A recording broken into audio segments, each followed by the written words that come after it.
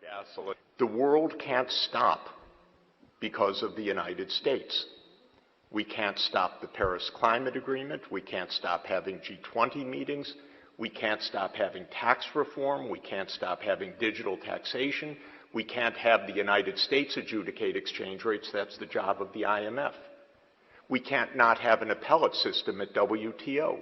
We cannot have one country that is 4.2% of the world population and still 15% of world output, but not 50% of world output, decide on the international structure on which the other 96% depend for their lives now. Moreover, in the United States, Mr. Trump does not have a majority backing. So it is quirks of many things that give unilateral power to a small coterie of people to dismantle the international system right now.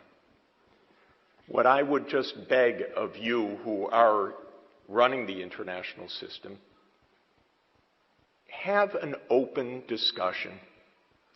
Don't be cowed by bullying. And let's proceed, because there is not a global crisis about multilateralism. There is a U.S. relentless daily pressure on multilateralism. This is quite different. I am traveling all around the world, month after month, meeting senior officials in every part of the world. There is no attack on multilateralism that I can discern anywhere. None. There is fear of the United States. This is different. Well, that's what bullies do.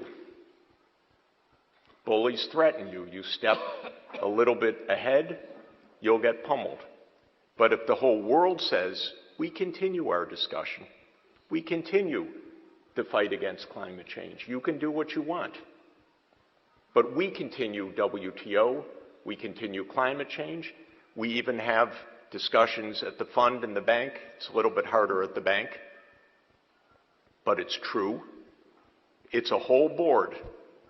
Last time I checked, the United States, it's 16% of the vote, I believe, not 84, and there's another 84%. The General Assembly routinely votes 185 against the United States on almost everything right now. One after another, it's the U.S. and 2 or 3 allied countries. And I know how that works because the ambassadors tell me about the threats that the U.S. is putting on. Direct, vulgar threats. And I know about it one by one by one. So we are not in a crisis of multilateralism. And it's a bluff, like bullies bluff. The U.S. cannot blow up its own economy the way that they pretend they can. But if every country backs down one by one, then the bully gets the way.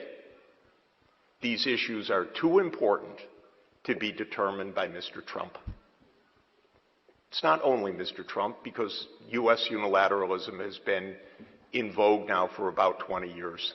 Actually, after 1992, the U.S. went crazy, thinking it had, quote, won the world, and then it believed its own press release that it was the new Rome and that it was the sole superpower and that it was the indispensable nation.